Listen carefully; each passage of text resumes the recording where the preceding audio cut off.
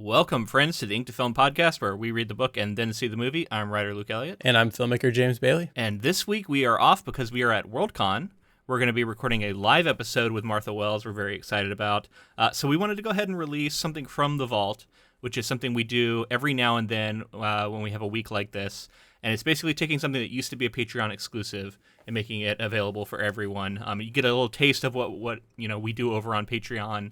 And one of the things we like to do over on Patreon is occasionally cover some video game adaptations, which is very appropriate for one of the panels I'm going to be on about video game adaptations. Yeah, it feels like the right time to release it. Worldcon feels like the right audience to have it ready for, so I'm excited to release this. We're fans of the games. We're fans of Fallout as a series. I'm a big Fallout fan. Yeah, we talk about our history with the material on here. I know we talked a little bit about me growing up playing these games early on, and then my sort of trepidation around this adaptation coming out, and then being surprised by how much I ended up liking it. I remember this being a very positive one. And then speaking of video game adaptations, we also just released a Sonic the Hedgehog, 2020 film? 2020, a discussion. That's our most recent Patreon episode. So if you like our discussions on video game adaptations, definitely consider supporting us on Patreon because you'll be able to get a couple other ones on there. Yeah, and you obviously get them much earlier than these from the vaults. Yeah, this usually was years. Yeah, before. at least over a year ago. But yeah, man, that means we are at Worldcon right now. I mean, right now as recording this, we're not. But when this episode's coming out, we will be. So I'm so excited for this convention. We have a lot of fun stuff planned there, especially speaking of Patreon, and we have some stuff planned for our patrons following the convention. So, keep an eye on that space. It's going to be really fun. I'm really excited about it. Yeah, and if you hear this in time, it should come out on like a Thursday. There's still Friday, Saturday, Sunday. If you're at Worldcon, come hang out with us, find us, hit us up on social media. It'd be cool to meet up with listeners. Yeah, got a couple new badge ribbons we're debuting, so be able to pass those out to people.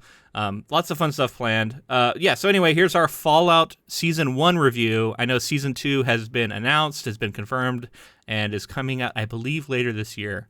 So we're definitely looking forward to that. And if you enjoy this discussion, definitely let us know, and we might come back for Season 2. I think it's high on our list. Yeah. Well, we hope you enjoyed this previous Patreon exclusive.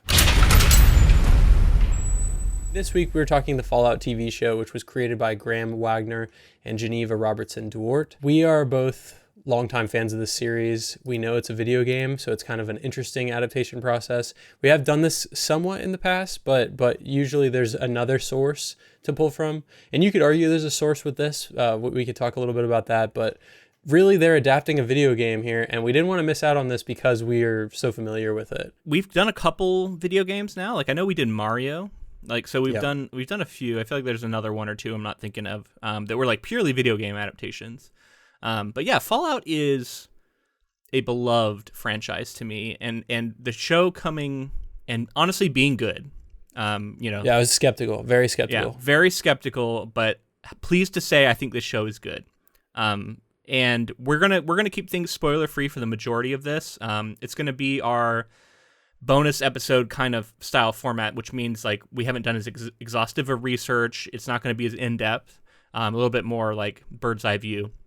But we do want to reserve a few minutes at the end, at least, to talk about some spoiler things, maybe some stuff that happens in the final episode. So this should be safe for everybody, whether you've seen the show or not, but you might have to check out at a certain point. We are going to talk about the general premise, kind of like the world overall, like why the world is in the scenario it is, that sort of thing, possible like world building stuff. But as far as like plot, beat by beat, what happens in this show, we'll talk about some of the details there at the end. So I have a lot to say about like my history with Fallout, but I want to hear yours first. I'm curious. I don't know much about like when you first started playing, that kind of stuff. Yeah, my first Fallout was Fallout 3. Fallout 3 was like, 2008-ish, 2007, somewhere in there? Not sure, actually. Yeah, that sounds right, though.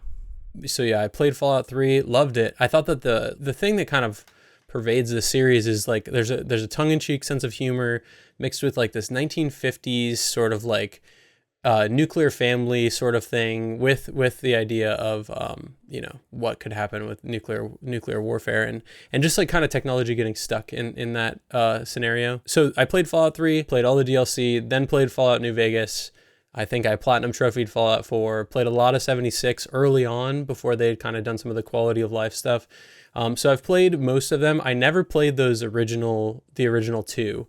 Now Kind I've of a shame. seen, yeah, I've seen gameplay. I've seen Yeah. gameplay, and I'm familiar with like how it's fundamentally different from Fallout 3 Yeah. and sort of the Bethesda games. Well, it's an isometric kind of top down looking, so it looks very different at the very minimum. But yeah, Well, and the gameplay is entirely different. It's not like action sort of. no, Whatever it's you call turn it. based. It's more honestly more similar to like Baldur's Gate nowadays. It's like one of the modern examples of that style of game that is actually doing well that I have been enjoying, and it has made me want to play more games like that. I would love to see, just as a complete aside, like Alarian Studios do a Fallout game.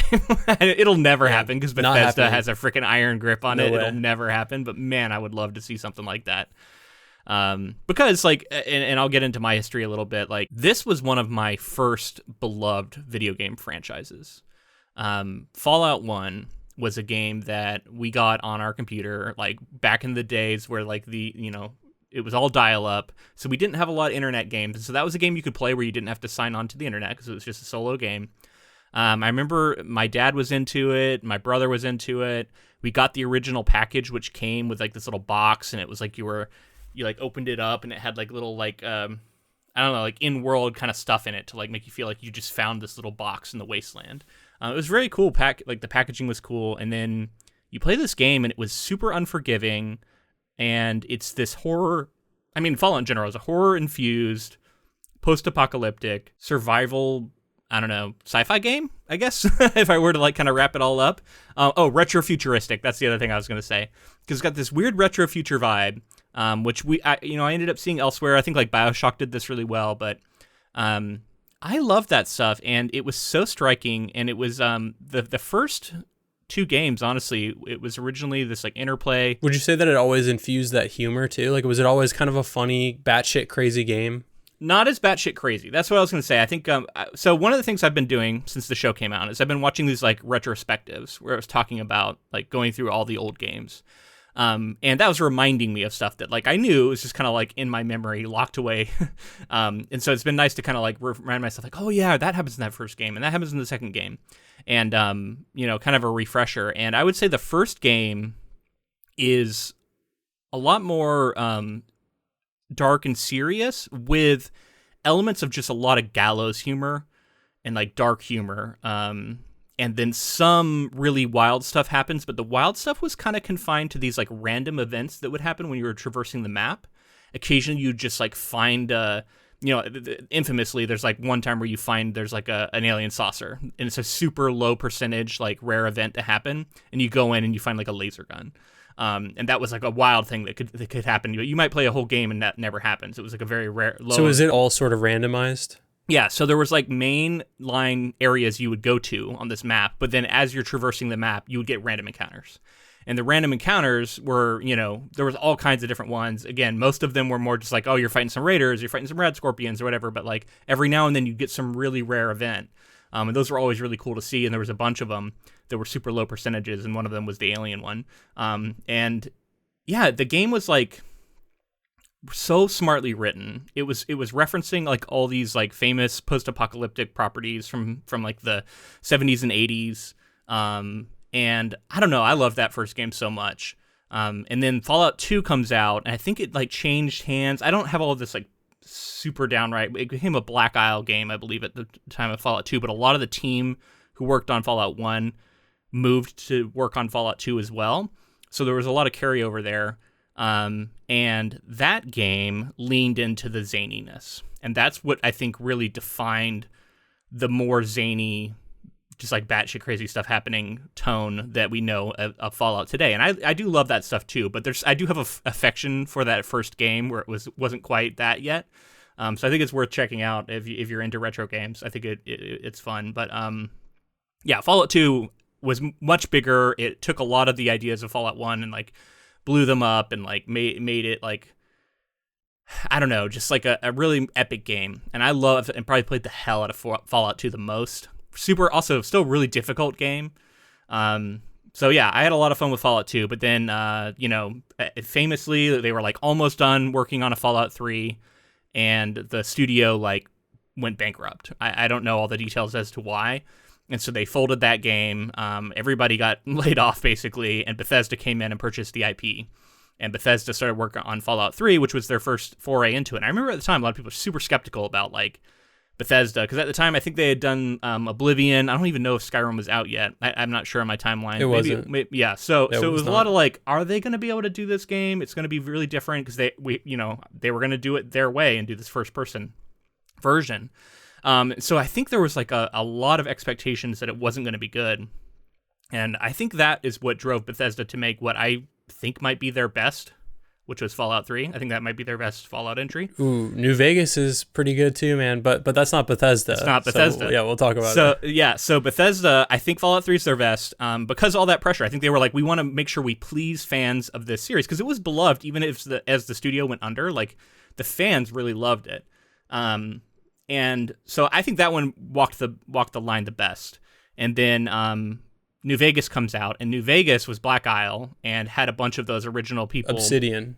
Oh, sorry, Obsidian. But a lot of those Black Isle people, I don't know if they worked for Obsidian, but I know a lot of the actual storyline from the unreleased Fallout 3 that they were going to do at Black Isle.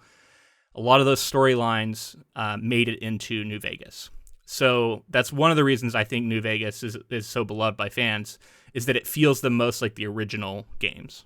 Yeah, I just incredible storytelling as well. I think my introduction with Fallout 3 was there's bleak, there's that humor you get. The retrofuturism is such a great term for this because it's fascinating to me because it's simultaneously like a period piece of a time that we weren't around for, and then also giving us like the cool nature of a sci-fi story. It's like an alternate history. It's hard to explain. I was talking to my wife about it. She was like, so what year is this? And like we were, at the start of the show, it feels like it's in the 50s, but like there's some futuristic stuff. So you're like, what year is this? And it's like, oh, it's 2077 is the start of the show, but it looks like it's the 1950s in a sense. But then there's like a robot and shit.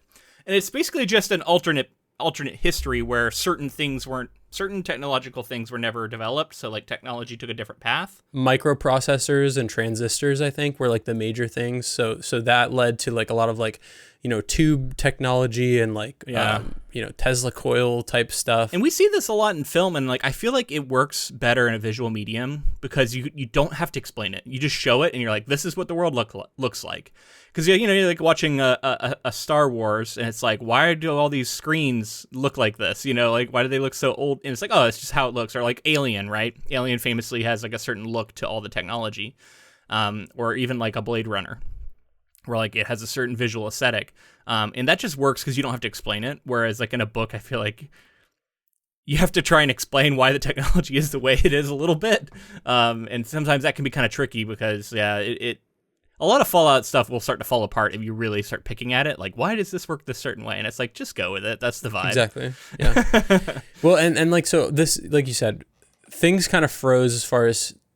I don't know. It's interesting to say froze because it did then progress, but this idea, like all of this, it's so uniquely Fallout, like this aesthetic, and then they get to bring in the music of the 50s and like the kind of morals of people of the time, and like those kinds of things that people felt were important in the 50s carry through. So you have like the Commonwealths and these like almost religious fanatical groups and things like that sort of spin out and continue to exist. And one of my favorite things is that like you get to explore a city, like the Bethesda games really build out the city. So like Boston, getting to explore it like that, and then having been to Boston, you can all these like the Freedom Trail and the Old North Church and like all these places that you can actually like Bunker Hill. You can go to these places and they're all like Fallout-ized. Like they've all been, there'll be a random settlement there or something. And like we see that in a lot of games these days, but like that was a little more novel at the time, I think. And I can't speak to the other two games, but sort of all of that drew me in. And then of course these power suits that they have, they were like, it's such a striking like piece of tech that you're like, oh my god, I get to like run around in that thing and just blast people.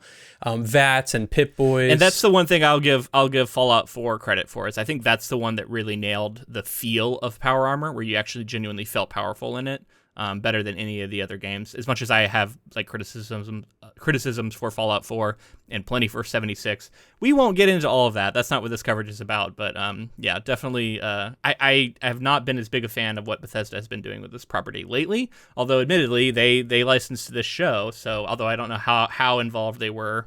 Like I would say, just what I've heard through the grapevine. I played 76 for at least 100 hours. And at the time, it just wasn't fully realized. I have heard people say that it's been well updated and like figured out since then. I don't know. I haven't been back into it. But I wanted to address one more thing, as you mentioned the difficulty of the original 2 games.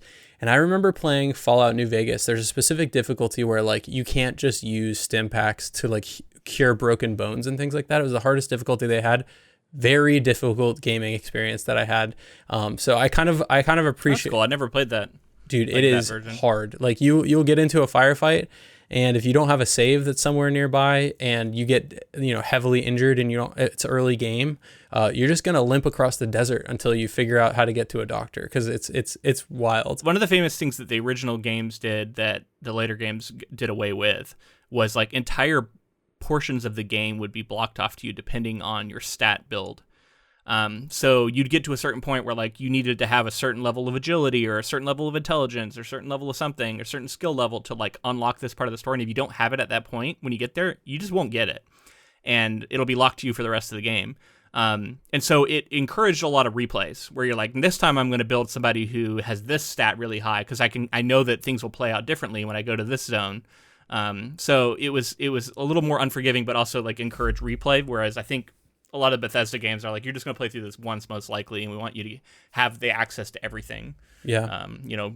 In some fashion. Makes sense. It definitely feels like Bethesda was going out of their way to cater to fans, but also mostly be more broadly accessible and appealing. And that's kind of what Bethesda's continued to do. But and I think philosophically, it forced them to look at the story of Fallout and say, like, what is it about the story of Fallout? And, all credit to the showrunners who I think did this, right? Who were like, what makes the Fallout story so good? And focus on that. Whereas I think Bethesda, in some parallels to capitalism that gets lambasted in the show, became too focused on how do we monetize? How do we make this game into the biggest game in the world? How do we introduce microtransactions? Like things like that to me are very Vault Tech adjacent. I think Bethesda got a little bit too wrapped up in doing that and not enough focus on let's make a really good game with a really good story that people are going to want to revisit because of that. You started to kind of draw some of the comparisons here by saying like what they did correct. Like how did you think that the show worked as an adaptation of these games that we've talked about and played countless hours of? I thought it was good. Is it perfect? No. But it's damn good. It had the tone right. There's like an element of over the topness that I thought would be either this going to be the thing that makes this show work or it's going to be the thing that sinks it. And I'm glad to say that it worked because that stuff is so hard to get right. Characters were compelling. I think that was a big selling point of it. And they focused on what made the games great, which is like the storytelling around the vaults and around these factions and these settlements and how they interact with one another. And then just also the weird sense of loss around the world that was, but then also like there's kind of a sense of wonder for this new wasteland. And like all those elements I thought came together well in this show. As horrifying as the wasteland was, there was still a sense of like wonder as they were exploring it, which is definitely true to the game. What I would say is that they really nailed these 3 major characters and like you got to feel like they were insert characters while simultaneously they had like a really cool story. So like let's just set this up. The first episode deals with a vault dweller, someone who lives in a vault, is born in a vault, stays there, and like through the course of they kind of have been indoctrinated. They have a certain like outlook on the world. They think they're saving the world. Yeah, and in this scenario, Lucy is she starts out this like kind of naive, as we are as whenever you play a Fallout game. Typically, you're a vault dweller coming out, and so you're kind of coming out into the wasteland and seeing what all it has to offer and doesn't have to offer. That was the perfect like connection to how you start. I think Fallout 1 starts that way, Fallout 3 starts that way, Fallout 4 kind of starts that way. Like, yeah, it's the most classic opening to a Fallout game, definitely. Yeah. And then you get the sense that like, oh, okay, like maybe these Vault Tech people who built these vaults had people's best interests at heart. They wanted to obviously make money, but also create these bunkers that could save people from nuclear fallout. And then as with the games, you start to realize there might be some more devious stuff going on, which is just cool mystery from the get-go.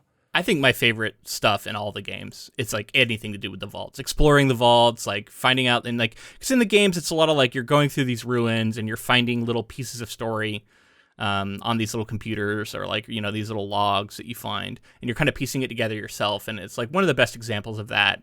And specifically, whenever you're in a vault and like figuring out like what was the deal in this vault is always so fascinating. I love that stuff. And yeah, I think they nailed that. And then they gave us another major character who I won't even name because it's too much of a spoiler. But there is a major character who actually is really important to the canon of Fallout. We come to find out throughout the course of the show, and that's one of the other things I will give the show credit for. Is it's not just like a completely separate story that has no bearing or no connection to the Fallout franchise. And in fact, I've heard them say like, yeah, it is a original story, but it is canon, and it is set in the canon universe of Fallout.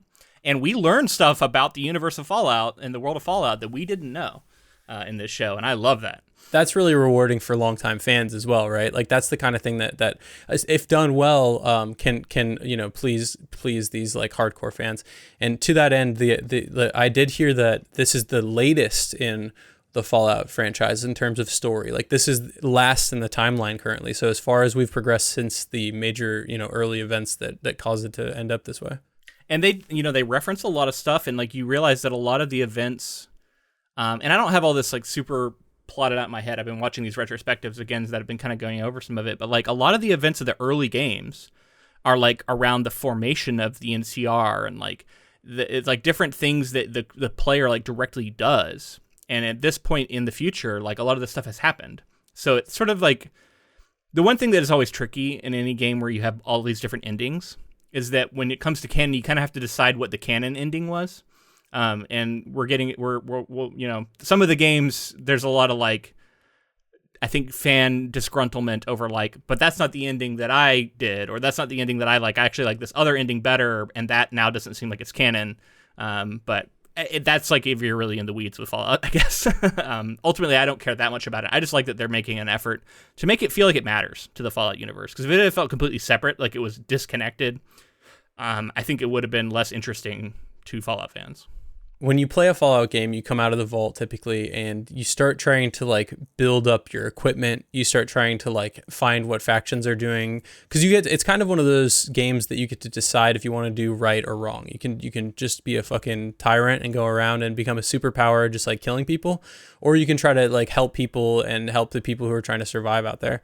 And like, even that dichotomy is a little, that's definitely Bethesda dichotomy. I think early game there was a lot more nuance in that, where like every individual like settlement you interacted with had like multiple ways you could either like help or hurt, or like try and help and end up hurting, and like there's all these different like things that could play out that were really cool. And so some of the writing I loved most about the game was that like how it wasn't a black and white, like either you're doing a good playthrough or a bad playthrough. It was like there's a lot of gray in Fallout, and like even when you're trying to do good stuff, it often didn't feel very good at the end of it, and you kind of had to choose a side between two factions that are both bad but also both have some redeeming qualities. Like there's a lot of that kind of stuff that I love.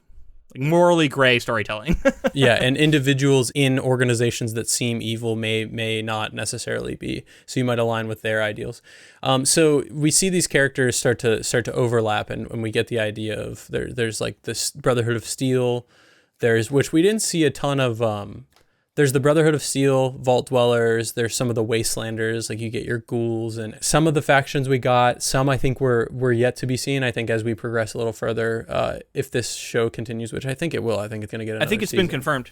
Okay. Season 2 has been greenlit. So I think we're definitely going to continue to see it expand. This was like the taste of it, and there's a lot of references along the way, like you said, to things that happen in past games, like the NCR.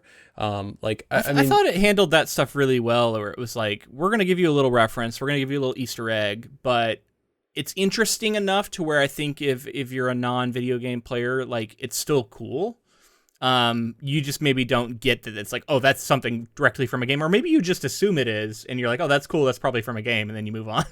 That's kind of what I was thinking, is that like people, I think it's obvious enough for people to pick up on it, but it is one of those shows that if you watch it with somebody who has played the games, like my fiance Caitlin is a super fan. She's a bigger fan of Fallout than I am, and like because she grew up, she's my sister, and she grew up on those original games like I did. Sure, absolutely. So it was so fun to like both watch for like references and things. And if you were a non-game like Fallout game player who watched with somebody who was, I promise you the person's going to turn to you and say, oh, that's from the game. Oh, that's from the game. They should grab that bobblehead. They should do, all that kind of stuff. And then picking up, like, it's a scrappy game too. Like, you're picking up a bunch of like bullshit and then like kind of scrapping it together often. There's a gun in the game called like a junk gun, where it's just literally you just shoot whatever bullshit trash you pick up at people. Yeah. It's not a survival game like The Last of Us, where it's like, oh yeah, craft whatever materials you can get. The Last of Us is dead serious. This is like so tongue-in-cheek. All these characters, you run into people who was like half their faces are melted off and shit, and like it's just absolutely crazy. And I will say one thing that's kind of become a staple in Fallout games too is like dog companions.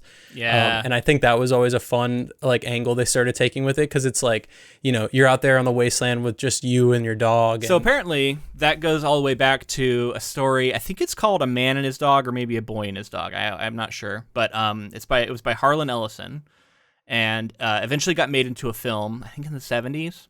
I haven't seen it, but I hear it's actually pretty good. And then that whole property was super influential on Mad Max, which I guess I haven't seen the first Mad Max movie, but apparently he has a dog in that. It's been decades since I've seen that, but yeah, he does. I think I've seen parts of it, but it was a long time ago.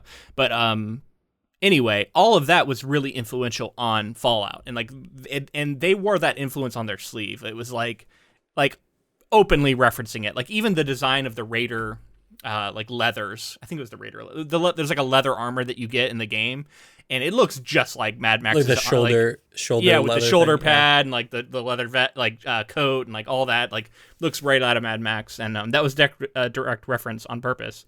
And like I think, and this is a little self-indulgent for me to say, but hey, it's my podcast.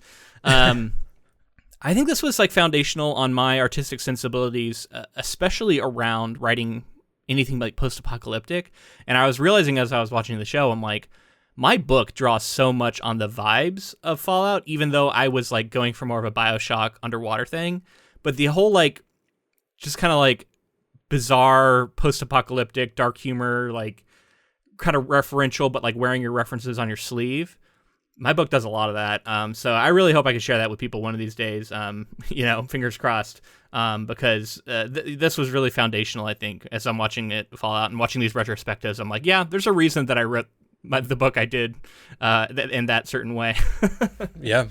I mean, it's exciting too, right? Like it's around the same time I was playing some of the Fallout games, I think around New Vegas, there was another property that is also getting an adaptation as a video game. It's called Borderlands. And Borderlands is like a post-apocalyptic, crazy, batshit crazy kind of game. But I always felt like it was an imitation of Fallout in a sense. Yeah, and probably because it loosely was. It probably was, yeah. But yeah. And that game has a lot of fun stuff to stand on. I enjoyed a bunch of those games. But the like Fallout has this aesthetic, specifically the retrofuturism mixed with like you kind of alluded to early on, is like this corporate overlord possible entity, and you're wondering if they still can have power in a world that's hundreds of years on from a nuclear wasteland, basically. So I did want to mention the filmmakers some here. I mentioned Geneva Robertson Dwart and Graham Wagner. They're the creators. They kind of went to Bethesda and they started creating this, I think around 2020, and then it's developed since then. And then eventually they brought on Jonathan Nolan as an executive producer, and he directed the first 3 episodes. That's awesome. Yeah. That's a heavyweight. I love that. So he worked on Westworld somewhat recently. Obviously, he's the brother of Christopher Nolan. Co-wrote Memento. And the short story that it was adapted from that we talked about, yeah. So he's an important voice, I think, for the show. I think he legitimized it really quickly for me. And that first episode, I was like, this is high-level television in a show that I was expecting might not hit that mark. And I can tell you, like, you're not going to get a Jonathan Nolan onto a Fallout, I wouldn't think, unless he is a legitimate fan of the video game series. Like, I bet you they were fans of the series, that he played that game growing up. and was probably excited to work on it. Yeah, because man, like it would be a dream. Honestly, it's one of those properties that like I didn't realize how beloved it was because it had soured for me a bit. Because again, I've been kind of critical of some of the things Bethesda has done with it, but this reignited a lot of that passion. Where it's like, yeah, I forgot how much I love Fallout. I would be completely honest. I'm right there with you. I underestimated how much I liked the Fallout series. I liked it enough to where I knew if another game came out, I was absolutely playing it. Like I said, I put hundreds of hours in. Like I really enjoy the world. I really love what it has to offer, storytelling. But I kind of was like, it's there's other stories like that out there, and it's not like it's the first one to do it. And it feels to me like Bethesda has lost the plot a little bit. Like they have lost what made it special. I hope this show. Because I know they're connected with it. I know Todd Howard, who runs Bethesda, is connected with it. But I really hope they get the right lessons. I worry they're going to get the wrong lessons. But I really hope that like this makes them. I don't know. I don't have a lot of fondness for Bethesda as a studio lately at all. Like with a lot of their even other games. So I don't know, man. I would like to see that be a studio that can recover, but I have my doubts. I mean, they're known for not just some of these like popular Fallout games, but also Skyrim, obviously Elder Scrolls. They got into trouble because they kept using that same engine. They were kind of using the same engine for a decade plus, and I think that they're going to realize they have to kind of adapt that. But even Starfield came and went, and honestly, like much smaller blip than very middling reviews than many people thought it would be. I think this is what I would think.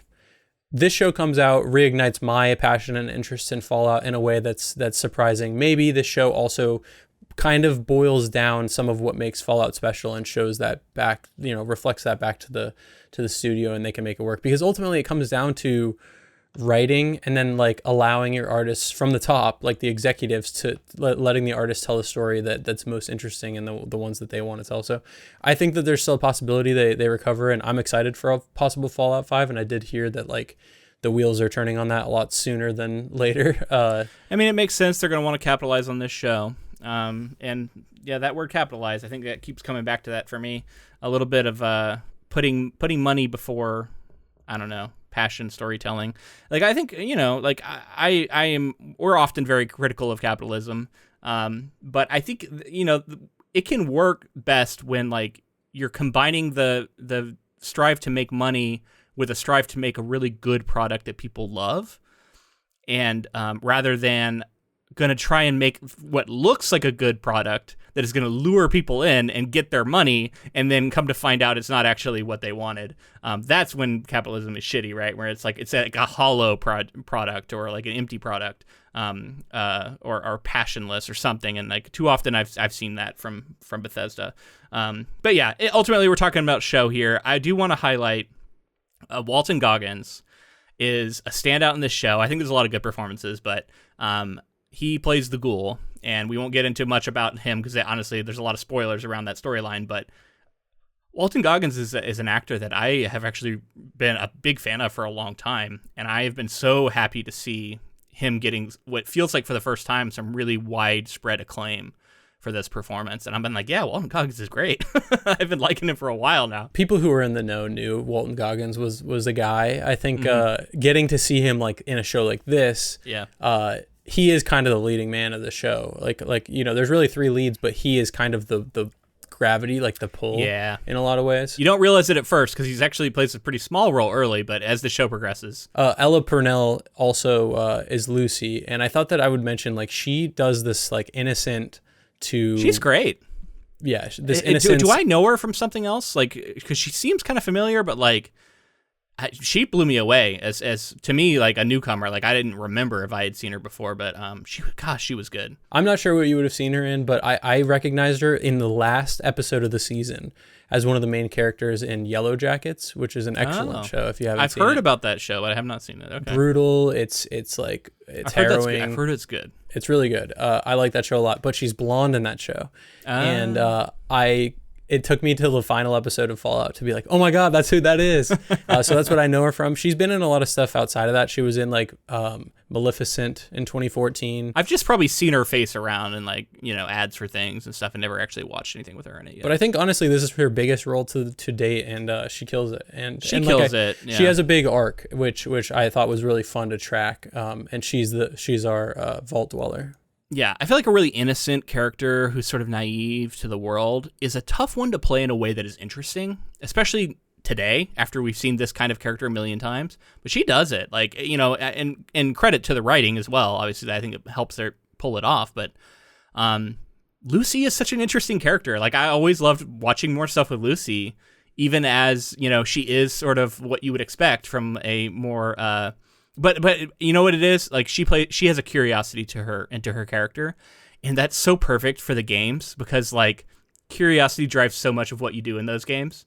As you're just like, I'm curious about what this other area looks like, so I'm just gonna go there. Like, and she does so much of that kind of shit in the show that's so perfect. And I also wanted to shout out Aaron Moten, who is our Brotherhood of Steel member. He's sort of a pledge at first, and things happen from there. Most unexpected of the storylines to me, and like I didn't know where they were going with that storyline. I was like, I was really interested, and I thought honestly it did pretty well. I liked that storyline. If you had asked me from the get-go who I thought might join the Brotherhood of Steel in some capacity, I would have thought Lucy, just because like typically you're a vault dweller in a Fallout game, and you may end up aligning with the Brotherhood of Steel. Depends on the game, but yeah, it depends on your choices.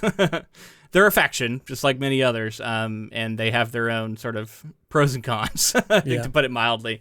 And I love that was true in the show too, where it was like, everybody's morally gray. I think there's even a line, and it's not a huge spoiler to say, I think there's even a line at some point where she's like, I thought they were the good guys, and he's like, it's kind of complicated. And it's like, that is so true for every faction. There's no good guy faction in Fallout. Right before we jump into spoilers, I just also want to say I was lucky enough to attend a watch party for the first episode. We actually watched the first two, and it was just fun. Like, it was a bunch of people, and I didn't even realize at the time how much like there was going to be a bunch of massive Fallout video game fans there, and so everybody like there were all these like themed snacks around like Blamco mac and cheese and cram and like sugar bombs and like all this stuff, and like it was fun like having like just doing like a little get together like that. It was cool. Any room temp in cardboard deviled eggs? I don't remember there being any deviled eggs, but that would have been perfect because honestly it was just a bunch of like packaged stuff that we was like renamed, but like, because that's the kind of shit you find in the games. It was perfect, and it made me think about how like I wish this show, and this was one of my criticisms around honestly a lot of shows lately, even Three Body Problem. I should have said this in our coverage. I wish they had drawn it out and done a week to week. Like, I think it would have been better. Like, I don't know. I'm such a like, I feel like it's so old school for me to say this, but like, I think the week to week model is best.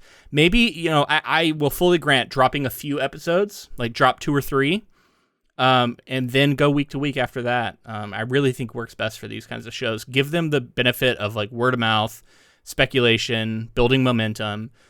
This show would have benefited from that. I think Three Body Problem would have benefited from that. And instead, it's all out there, already when it first drops. And I get that people love the binging, but you gotta like, don't eat all the cookies at once, man. Like, and you'll enjoy the last ones in the plate a lot more if it's been a little bit of time. I think that like it's a little arrogant to say, but I think like audiences sometimes don't know what's best for them, and like in like not in the way that like they don't understand the material and they don't get it and that kind of thing. It's more so like, it just does build momentum in a bigger way. It's a bigger payoff. Like this show dropping all at once, it had popularity, but people would be talking about it all year versus they're going to talk about this for like a month and then we're going to be on to the next thing. And it is old school, but at the same time, that drop 3 episodes and go week to week model, yeah, it gives you something to look forward to. It gives you something to stew on. You get to think about the episodes all week while you're leading up to the next one. Like that kind of builds lifelong, like massive fans, I think. But give people a little bit of stuff to binge early, because I think that people often like to binge, especially early on in shows. Yeah. But then, get them hooked and then keep them waiting. The other side of the argument is that people who love the binge tend to say, hey, well, just, watch them at your own pace. Watch them once a week if you want to do that. But it's just not the same. I'm talking about like the general, like sort of zeitgeist. Water cooler conversation. and I know water cooler's like a, digital water cooler, if you want to think of it that way. Like, we all gather around and talk about the new episode of Fallout's coming out, online spaces at least, and there's something to be said for that. But let's get into a little bit of spoiler talk here at the end. We don't have to do too much, but we're going to be spoilers galore here. So if you haven't finished the series, check out now. But what are your spoiler thoughts? Anything you want to highlight? I'll just rapid fire some of them. The stuff that went on with Lucy's brother in the vault, him remaining behind was some of my favorite stuff. Just to explore the other vaults, how all three are connected. I just felt that was the coolest ongoing mystery in the way that tied into Lucy's mission to find her dad, and then the ultimate reveal there of like her dad sort of orchestrating and being a part of from the beginning all of this. Buds. All the way back to Goggins is what's his character's name? I don't remember his human name. He's just the ghoul to me. But yeah, he does have a name. It's like Rogers or something. It's I can't remember. Yeah. Something like so that. For him to be the young man that then gets like he's part of the organization that then gets woken up and he's supposed to run the vaults and then like is running the one that Lucy escapes from, and honestly a pretty mild experiment by compared to a lot of the other ones. Like, I love how a lot of them get referenced. Like a lot of the ones when they're rattling off, we could do this, we could do this. Like a lot of those appear in the games that they're saying. God, I love that. And like honestly, exploring the vaults, I said it earlier. It's like my favorite shit in the games. I love that so much focus was put on that, and then. The implication, although I guess it's not 100% confirmed, but it felt pretty confirmed, that Vault Tech was behind the apocalypse. Yeah. I don't know. Now, maybe correct me if I'm wrong, but I don't think that had ever been confirmed in the games. It was a theory that a lot of people had, and there's a lot of like clues to maybe that could be the case, but I don't think it had been confirmed in the way that it was in the show. I don't think that I'm like up on the lore enough to know like what exactly we've been given, but I would agree like it wasn't something that was presently in my mind where I'm like, oh, this is all Vault-Tech's fault. But I also thought it was interesting that Vault-Tech in the past sat down with all the other major corporations, like all of them were basically a part of it in a sense. Like they at least knew that something might be happening. Like this. and I thought we might be going this way. Like one of the middle episodes, we hear them talk about the ranchers. The whole idea of the ranchers are running things now, and it's this idea of like these big corporations at this point in the future, because it's 2077, have more power than the government. And like that is a situation where capitalism gets really dangerous when all of a sudden the most powerful entities are companies out to make profit, not anybody else. And like that, I love that it's like so dark, but like the natural sort of conclusion of this is like to win capitalism. I think they even say we're going to win capitalism at one point. The way to win capitalism is to orchestrate the apocalypse, profit off the apocalypse, control what happens afterwards. Like they want to just control everything and destroy the world. And then like when they rebuild it, it'll be like in Vault-Tech's image, and Vault-Tech will own the world, basically, is what it felt like was the end goal here. Well, and I know it's an exaggeration, but just to talk about a little bit about like late stage capitalism, like we are experiencing early stages of this. We see corporations with so much power, and guess what? They don't always have the individual's sort of best well-being at heart. Turns out they want to make money more than they care about most people, and their care for people only goes so far as what they can make money on. So it really highlighted to me just how anti-capitalist Fallout ultimately is with its messaging, and I think you can miss it because it's satirical, and satire famously, the people who most need to understand the satire are the people who are going to least understand it. But like it is poking so much fun at the idea of war profiteering, the idea of like just the whole image of the Vault Boy or whatever his name is, Pip Boy, like grinning and giving a thumbs up and all these like apocalyptic, tapes you watch and stuff in the games. And that whole vibe of like smiling through the apocalypse has real world counterparts. I watched the documentary thing I watched on big documentary I watched some of. I didn't finish it yet because it's like 9 hours long. But it talked about how like there was this real effort in America around the Cold War to like prep the populace for a potential nuclear apocalypse. And a lot of these like videos that came out and stuff, they had a lot of this weird cheery vibe of like, we're going to go get in the shelter now. And like a bunch of smiling people, and the family was all super calm. And it was like, why are they so calm? And that whole vibe like became Fallout's vibe. And I love that that's got real world, things that it's drawing on. Yeah. There are like little cartoons that you can watch that were shown to like elementary school students about like hiding under your desk, and this is what you'll do, and the bomb that you see the bomb go off, and they're still safe. The whole idea of like the thumb and like all that, like that's all like they're such wild still shit. safe under their desk and all that kind of stuff, and how they like in order to make children not freak out and kind of normalize it, delivered it in this like tone and with cartoons and all these visuals. Don't panic, it'll be fine. Yeah. Even Fallout definitely picked up on that and ran with it. That became the tone. But then ultimately, like so much of the storytelling is about this like war profiteering gone mad that happened, and that ultimately I love that is even more center stage, I think, than ever in the show. That feels really appropriate to me.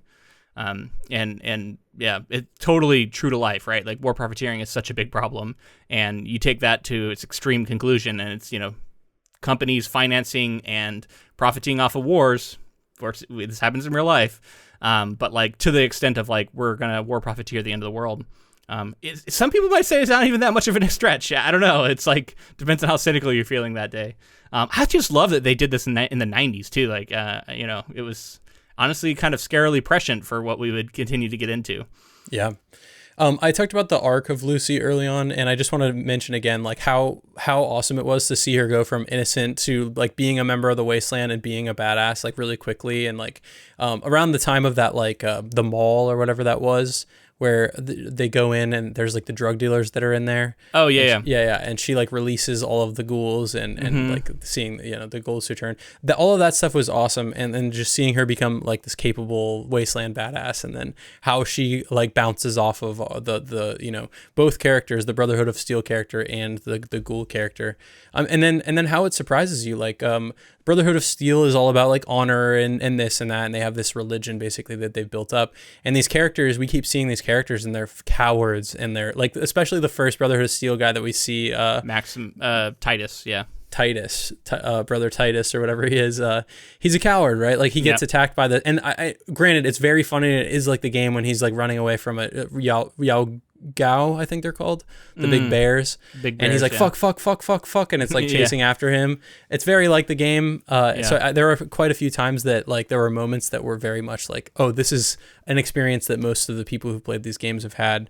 And then the ghoul, looks can be deceiving kind of character. Starts out kind of a villain for a while. You start to see a softer side of him with the dog, which again, just thought that it's very at first he's kind of a dick to the dog, and then as time goes on, he's nicer and nicer, and you can kind of see an arc in him as well. And then just the way that everything collides together, I didn't see coming, with like Kyle MacLachlan's Hank character being in the past and being so relevant in the present, and the way that all three characters' stories kind of converged. And then a sweet kind of wild love story between Maximus and Lucy, and like the stuff that like when they ended up in that other vault, whatever, I forget which one that was. Vault 4. It's really funny in the way that he was reacting, because he'd only ever known the Wasteland. When he comes out and he's like beating everybody, and she's like, "No, they're letting me go." It's so funny, because that's totally not how I thought that was going to play out. And a moment where I thought the like dark humor was fully on display was this like touching moment between Maximus and Lucy where they kiss for the first time. Fred Armisen is there with his like 3-dog type character. Yeah. And they go in to kiss, and then the camera pans down, and the two severed heads they're holding are kissing, like one of them completely smashed face. That's such a dark, like, just gallows humor moment that I think is so perfect for Fallout.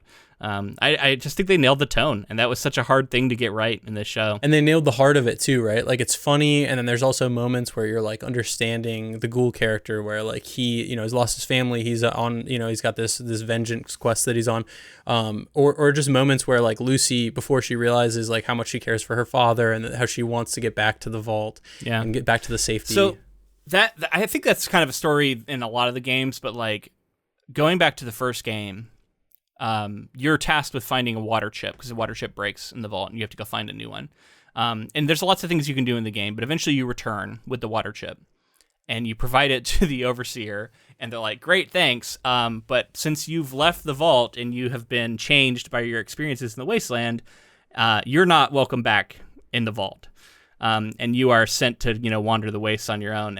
You are excommunicated, exiled from the vault." So I love the idea of this, like, she wants to return to the vault, and like there's a feel of that in the games too, where you like want to return to the like safety of the vault, but like ultimately it's impossible. You can't, and it's an illusion, and you learn that it's an illusion throughout the game, and that the people in there are delusional in a way.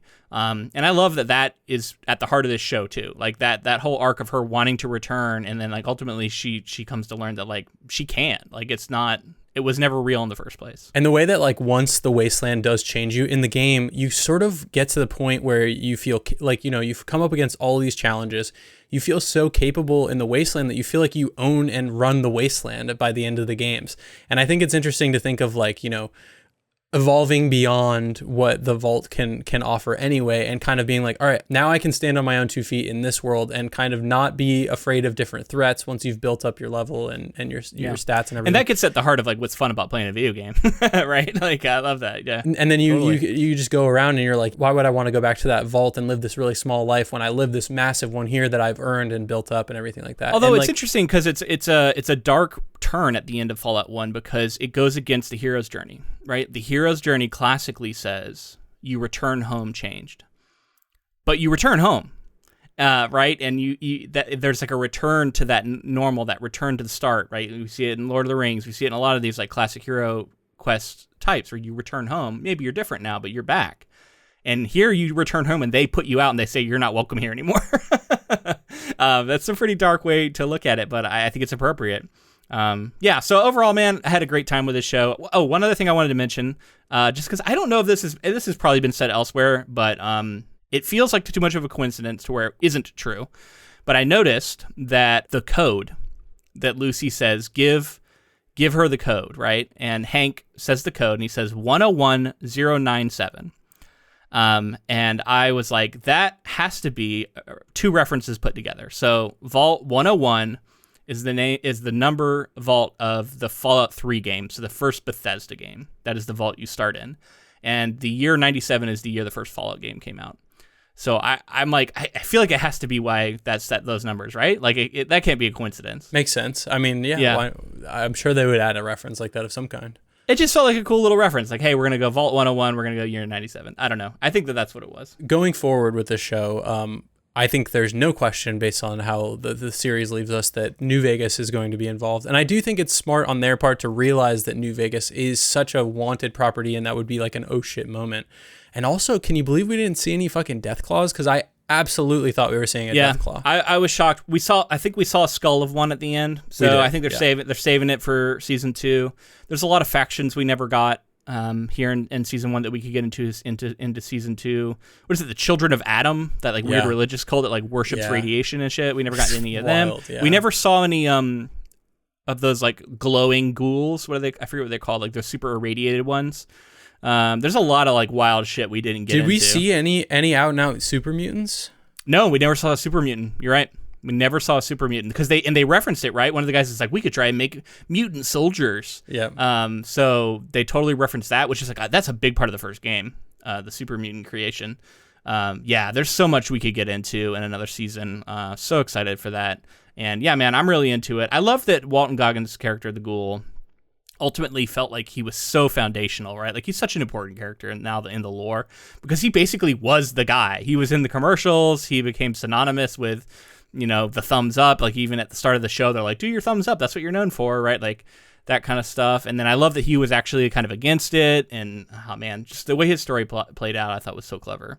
And he was such a badass throughout. I loved it. Like he knew like where to shoot the power armor that had like a weak spot, like all this shit. Like that's so well, good. because he had used it and like his previous combat experience and stuff. So wild. And like you said before, I do want to say I think Bethesda has enough involvement for them to make a show that is so core to the lore going forward. Bethesda had to be fairly heavily involved, I would think, or at least like some of the higher ups had to okay a lot of this. So I want to think that like Fallout can have this like big resurgence from maybe starting from this show.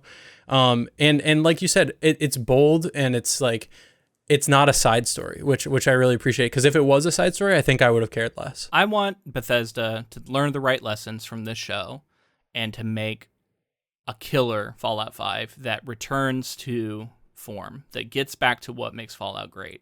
I think that's what's going to happen? Ultimately, no. But I'm going to hold out hope. There's like I have enough of an optimistic vein in me at times to where I want to hold out hope, especially when it comes to like media stuff. So I'm going to hold out hope. I'm a little worried that they will never let go of this property because it's too profitable, and yet that they are not going to do something that could be truly spectacular in the way that I would think another studio might if they were willing to let it go. Because ultimately it's Microsoft, right? Microsoft owns Bethesda. I was about to say, but they haven't released a game since then. So Microsoft just bought them, so they can pour all of the Microsoft's resources into making a great game. So I want to think that is that going to make it better or worse?